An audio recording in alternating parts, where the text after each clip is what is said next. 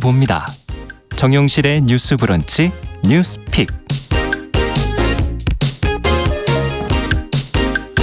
네, 정용실의 뉴스 브런치 지난주에 목요일, 금요일 방송을 저희가 쉬어서 많이 기다리셨을 것 같아요. 오랜만에 인사를 드리게 되네요. 자, 오늘도 많은 분들이 또 유튜브로 들어와 주셨습니다. 660여 분이 지금 들어오셨고요. 미무스와님, 써니스카이님, 박영호님, 네, 감사드립니다. 콩으로도 항상 들어오고 계시죠. 김태현님, 광미경님, 감사드립니다. 자, 첫 코너 뉴스픽으로 시작합니다. 월요일, 수요일은 이 두 분이 지켜주고 계십니다. 전혜연 우석대 개공 교수님, 안녕하세요. 안녕하세요. 전혜연입니다. 네, 조으론 변호사님, 안녕하세요. 네, 안녕하세요. 조으론입니다. 자, 두 분과 함께 안철수 국민의당 대선 후보가 지금 제안한 초당적인 대선 후보 검증기구. 자, 이게 무엇인지, 다른 후보들은 어떻게 생각하고 있는지 좀 두 분과 얘기를 좀 나눠보고 싶네요. 전혜영 교수께서 좀 정리해 주시겠어요?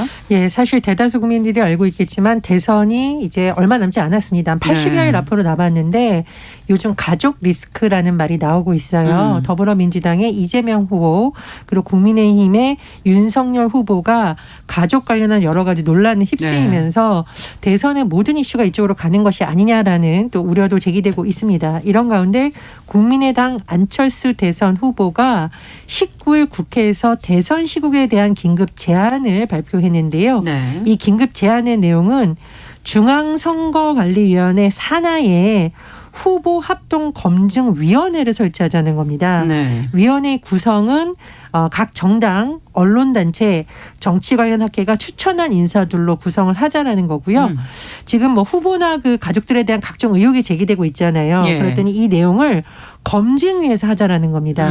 검증위에서 이 자료도 검증하고 또 후보를 초청해서 도덕성이라든가 비의혹에 대한 청문회를 열자라는 내용이고요. 그에 대한 평가와 판단은 언론과 국민에게 맡기면 된다라고 주장을 하고 있습니다.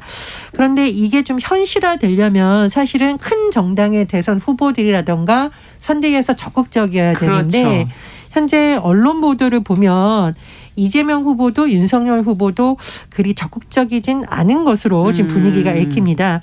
이재명 후보의 경우에는 자식을 둔 죄인이니까 필요한 검증은 충분히 하시고 문제가 있는 점에 대해서는 상응 책임을 지도록 하겠다. 그러니까 이걸 하자 말자 하고 조금 다른 대답이 얘기, 아니죠. 예. 민주당에서는 내부적으로 검토하겠다라고만 지금 언론 보도에 전해졌고요. 네. 윤석열 후보는 선거 과정이 후보들의 국민 검증 과정이고 저 역시 공직 생활을 하면서 권력과 싸움에 계속 검증을 받아오지 않았냐라고 답변했는데 이거 사실상 뭐 거부 의사다라는 관측이 나오고 있습니다. 어쨌든 지금 대선이 얼마 안 남았는데 국민들은 앞으로 5년간 어떤 대한민국에 대한 모습을 그리고 있고 예. 구체적으로 어떤 정책을 가지고 있는데 굉장히 궁금한데 그런 점이 너무 묻히는 것이 아니냐는 부분 때문에 또 이런 주장이 관심을 받고 있는 것으로 보입니다. 그렇군요. 뭐 본인도 대선 후보이기 때문에 이런 제안에 뭐 의도가 없진 않겠지만 최근에 사실 격해진 그 가족 리스크 여야 후보에 대한 가족 리스크 공방에 좀 피로감을 느끼는 건 또 한편으로는 사실입니다. 유권자들이 어느 정도 공감할 만한 제안이 아닌가 하는 생각도 드는데 실현 가능성, 필요성 두 분은 어떻게 보고 계시는지요? 일단 국민의당 안철수 후보 같은 경우에는 현재 양강 구도에서 5% 정도의 그러니까 예상 득표율을 가지고 있는데 네. 이걸 깨고 나오지를 못하고 있어요. 박스권에 갇혀 있는 그 네, 형태군요. 맞습니다. 지금 양 후보에 대한 그런 가족 리스트가 불거지면서 많은 국민들이 말씀하신 것처럼 피로도는 쌓여가고 그러다 보니까 그렇죠. 이 대선에 대해서 무관심해 지는 그런 층도 지금 여론조사 결과 늘어가고 있는데 네. 그럼에도 불구하고 제3후보인 안철수 후보가 자기의 득표율을 높이지 못하고 있는 상황에 이 자신을 차별화하고 그 부동층을 자신이 끌어안으려는 전략을 가지고 이런 검증기구를 제안을 한 것으로 보이고요. 이 필요성 측면에서는 어느 정도 공감을 합니다. 네. 현재 뭐 국가의 비전이라든지 정책들을 알리는 그런 대선 관련한 그런 언론이나 아니면 그런 정책을 발표하는 것이 아니라 누가 더 나쁜 후보인가를 서로 비판하고 있는 네거티브 선거전이 정말 대세로 자리 잡고 그렇죠. 있다 보니까 유권자들이 이제 스트레스도 많이 받고 있고 피로감도 증가하고 있는 건 사실이기 때문에 이 후보에 대한 검증을 제3의 기구에서 논의하고 철저히 검증하는 것은 필요하겠다. 이 부분에 대해서는 이제 어느 정도 공감을 하는데요. 네. 저의 생각은 이제 실현 가능성이 굉장히 낮다라고 보입니다. 어떤 점에서 그런가요? 일단 대선이 오늘로 한 79일 남았다고 하더라고요. 그렇죠. 근데 이 상황에서 어떤 제3의 기구를 만드는 것 자체가 굉장히 합의가 이루어지지 않을 가능성이 높다고 생각을 합니다. 일단 그 위원들을 선정하는, 그러니까 일단 이 검증 기구를 설치할 것에 대해서 양 후보가 합의를 해야 되는데 그렇죠. 그 부분에 대해서 이제 뭐 노골적으로 거부 의사를 밝히진 않았지만 지금 언론 보도에 따르면 교수님께서 말씀하신 것처럼 거부 의사를 발표한 것처럼 보이고요. 그렇기 때문에 이 부분에 대한 합의가 실질적으로 이루어지기는 어려울 것 같고 만약에 합의가 이루어진다고 하더라도 그 검증위원들을 모으는 데 있어서 여야가 합의를 해서 또 검증위원들을 모아야 하고 예. 그 검증위원들의 중립성 같은 것들이 또 다른 절차를 통해서 검증이 되어야 될 텐데 그 부분도 지금 이 짧은 기간 안에 이루어지긴 좀 어려울 것이라고 보이고요. 예. 만약에 이 위원들이 다 꾸려진다고 하더라도 예. 문제는 좀 있을 것 같아 보여요.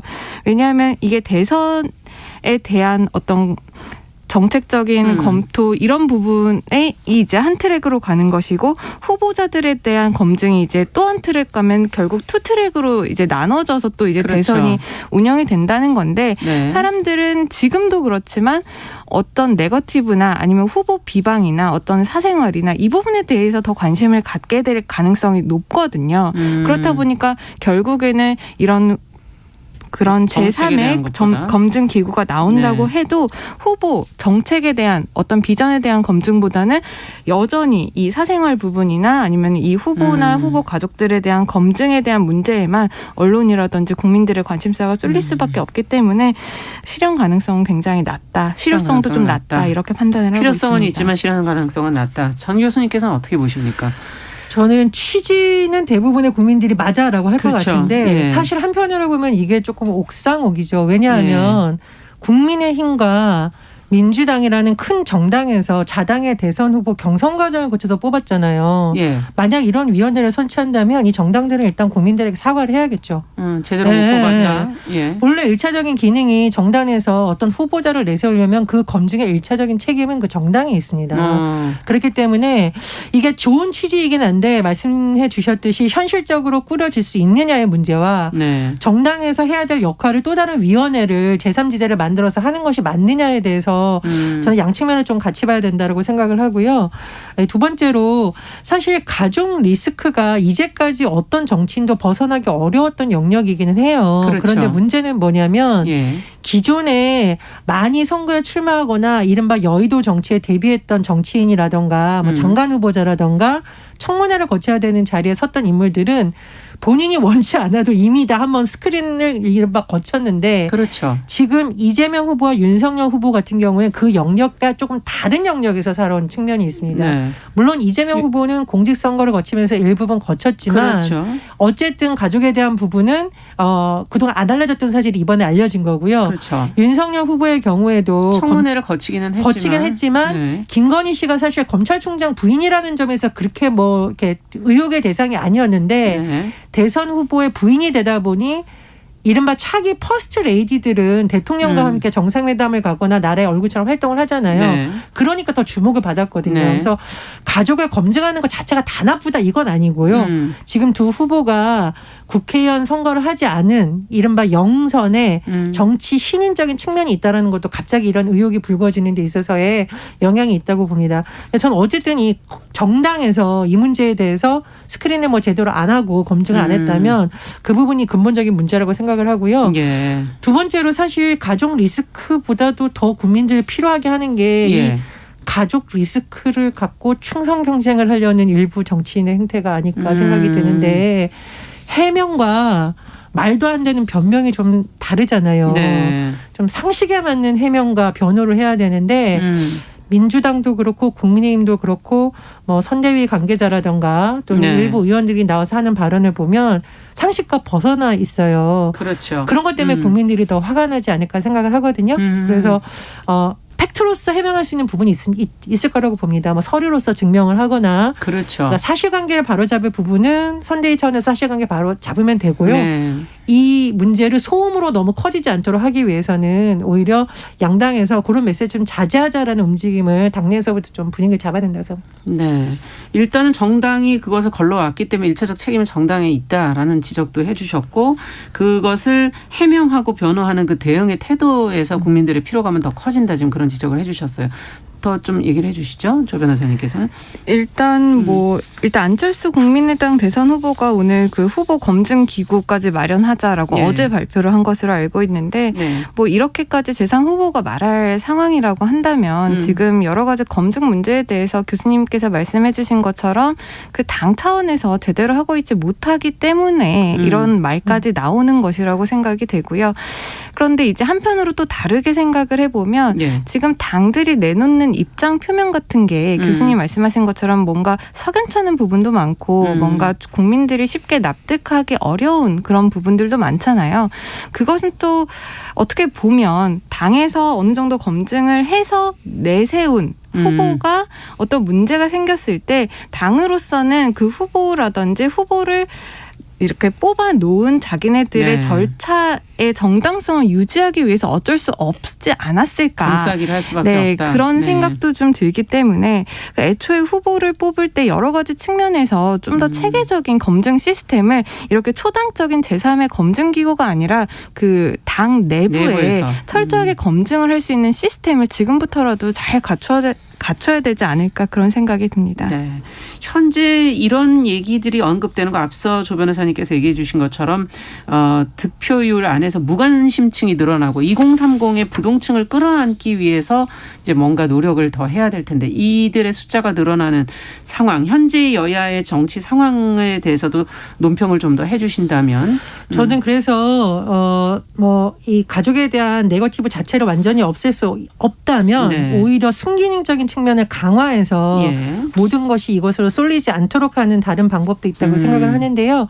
제가 아무리 고민을 해봐도 대선 주자들이 같이 참여하는 TV 토론 단 주제를 정책 토론으로 나눠서 정치 분야, 경제 분야별로. 청년 정책 네. 이렇게 나눠서 TV 토론을 하고 단 TV 토론에 들어가기 전에 예. 일종의 룰을 합의를 하면 어떨까 싶습니다. 예를 어떤 들면은 룰일까요? 이것은 정책 토론이니까 가족 관련 리스트는 이 토론에서는 하지 않는다라든가 하고 이걸 좀 분리해서 한다면은 국민들의 입장에서는 뭐 이 리스크 네거티브는 있다 치더라도 후보들이 정말 어떤 정책을 가지고 있고 비전을 가지고 있는지 볼 수 있는 장이라도 마련이 되는 거잖아요. 네. 근데 지금 이런 게 안 되고 있거든요. 지금 우려하시는 건 TV 토론에서도 또 그런 문제들이 계속 이어질까 그렇죠. 그러니까 그것에 대한 일정 정도의 어떤 뭐 실무 기구를 만들어서 사전에 합의를 하든지 아니면 TV 토론을 주최하는 측에서 일종의 룰을 공지해서 뭐 발언을 제한한다던가 요즘은 그렇게 많이 하더라고요. 그래서 그런 방안도 있는데 제가 이 말씀을 드리는 이유는 지금 코로나19 관련한 소상공인 지원 대책도 그렇고 여러 가지 정치의 영역보다는 민생의 영역에 더 가까운 문제에 대해서도 지금 국회도 사실은 공회전이고 정치권도 제대로 같이 모여서 머리를 맞댄 적이 별로 없어요. 네. 그러니까 선거 끝날 때까지 어떻게 해서든지 네거티브 전으로 우리 편을 만들자는 건데 별로 효과가 없을 것 같고요. 그렇죠. 예. 실제적으로는. 그렇습니다. 그래서 생산적인 방법의 어떤 토론회나 이런 걸 통해서 정책 검증의 장을 마련하는 것도 근본적 대안은 아니지만 지금 상황에서는 보완제가 될 수 있지 않을까 그런 생각이 듭니다. 네, 앞서 조 변호사님께서는 당 내부에 일단 시스템을 좀 만드는 게 중요하지 않겠냐라는 지적을 해주셨지만 또 더 있다면. 네, 아나운서님께서 말씀하신 것처럼 지금 부동층 관련해서 크게 증가하고 있는 추세입니다. 네. 한국갤럽에서 17일 발표한 자료에 의하면요. 지금 2030 우리가 지금 표심을 잡아야 될 세대가 지금 2030 세대라고 말을 하잖아요. 예. 근데 이 2030 세대에서 부동층이 지난달까지만 해도 20대가 29%, 30대가 20% 정도였는데요. 네네. 이 한 달 사이에 각각 34%, 27%로 굉장히 많이 급증을 했습니다. 예. 그만큼 우리가 잡아야 할 2030 세대가 더 선거로부터 멀어지고 있기 때문에 그러네요. 계속 이런 네거티브적인 어떤 선거의 특성보다는 좀 더 정책을 제시하고 교수님께서 말씀하신 그런 민생 관련한 그런 현안들을 토론할 수 있는 그런 장이 마련이 돼야 된다고 생각을 합니다. 네, 정치에 대한 무관심으로부터 국민을 선거로 끌어들이려면 제대로 된 선거에서의 활동을 할 수 있게 하려면 어떻게 해야 될 건가 좀 더 깊은 고민이 정치권에 필요한 것 같습니다. 자, 두 번째 뉴스로 좀 가보도록 하죠. 저희 이제 뉴스브런치에서 꾸준히 다루고 있는 양육비 이행 관련 소식이 들어와서 좀 점검을 해볼까 하는데 여성가족부가 자녀 양육비를 10년 넘게 지급하지 않은 채무자의 신상을 처음 공개를 했거든요. 예, 관련된 보도도 지금 나오고 있어서 그 내용을 좀 보면서 저희가 좀 얘기를 해보죠. 조 변호사님께서 좀 정리해 주시죠. 네, 지난 7월 시행된 양육비 이용 확보 및 지원에 관한 법률 개정안에 따라서 양육비 미지급자들의 명단을 공개할 수 있게 되었는데요. 네. 이제 언론 보도에 따르면 여가부가 14일 날 22차 양육비 이행심의위원회를 열어서 그 법원의 감치명령에도 양육비를 지급하지 않은 채무자들의 2명의 명단을 공개하기로 결정을 했습니다. 네. 이번에 신상이 공개된 채무자는 총 2명이고요. 2명. 명단은 여성가족부 홈페이지에 이름, 나이, 주소, 그리고 양육비를 미지급한 그 기간, 그리고 채무액 이 정도가 액수. 이제 네. 공개가 되어 있습니다. 그리고 이 명단은 현재 3년간 공개될 예정이라고 합니다. 네. 명단 공개 대상은 14년 9개월간 양육비를 6,520만 원 지급하지 않은 55살 김모 씨고요. 10년 8개월 동안 양육비를 1억 2,560만 원을 미지급한 50살 홍모 씨로 지금 알려지고 있습니다. 네. 이제 이들은 지난 7월 법률 시행 이후에 법원의 감치 명령을 받고도 양육비를 지급하지 않아서 여가부에서 이번에 명단 공개를 한 사례이고요. 원래 이렇게 명단 공개를 하기 전에 이 채무자들에게 3개월의 의견 진술 기회를 부여를 합니다. 기회를 주고. 하지만 네. 그 기간 동안에 별다른 의견을 제시하지 않았기 때문에 이번에 명단 공개를 하게 됐다고 여가부 측에서는 지금 설명을 하고 있는 것이고요. 이런 명단 공개뿐만이 아니라 지금 양육비를 미지급한 채무자에 대해서는 법무부에 대해서 출국금지 신청도 할 수 있고 또 경찰서에서 운전면허 정지 처분까지 내려질 수 있습니다. 하지만 그럼에도 불구하고 양육비 미지급자들이 아직까지 이행을 하지 않고 있는 사례는 많기 때문에 예. 앞으로도 이 부분에 대한 개선과 적극적인 노력이 필요하다고 보입니다. 네. 그러면은 여가부 홈페이지를 들어가서 어떻게 봐야 되는 겁니까? 그것도 좀 알 수가 있을까요? 네, 이게 예. 많은 분들이 도대체 못 찾겠다, 어딜 뭐 가서 이렇게 봐야 하시는 되느냐라고 분들도 계셔서. 하시는 분들이 계세요. 네. 옛날에 우리가 왜 명단 공개하기 전에 이게 문제가 됐었던 게 그 배드파더스라는 그렇죠. 홈페이지를 가면 얼굴도 공개되어 네. 있고 뭐 나이, 신상에 대한 내용이 다 공개가 되어 있었는데 이번에 어디 가서 우리가 볼 수 있냐면요. 네. 일단 여가부 홈페이지를 들어가셔야 됩니다. 네. 여성가족부 홈페이지에 들어가셔서 정보 공개란이 있어요. 그 정보 공개에서 맨 마지막에 보면은 양육비 채무 불이행자 명단 공개 그 탭이 있거든요. 네. 거기를 누르시면 현재 2명이 공개되어 있는 것을 보실 수가 있고요. 거기에는 이제 실명도 나와 있고 그 사람의 생년월일 그리고 직업 그리고 주소 또는 근무지 그리고 불이행 기간과 채무액이 모두 다 나와 있습니다. 그렇군요.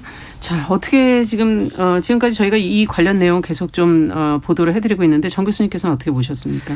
그러니까 이게 예전에 사실은 법에 의해서 된 것이 아니라 시민 단체적인 성격을 띤 배드파더스 사이트를 통해서 그렇죠. 공개가 됐던 거를 사적인 영역에서 이렇게 하는 게 네. 문제가 생긴다. 물론 그 취지는 이해하나. 그래서 이제 법이 개정이 되면서 이번에 하게 된 거잖아요. 네.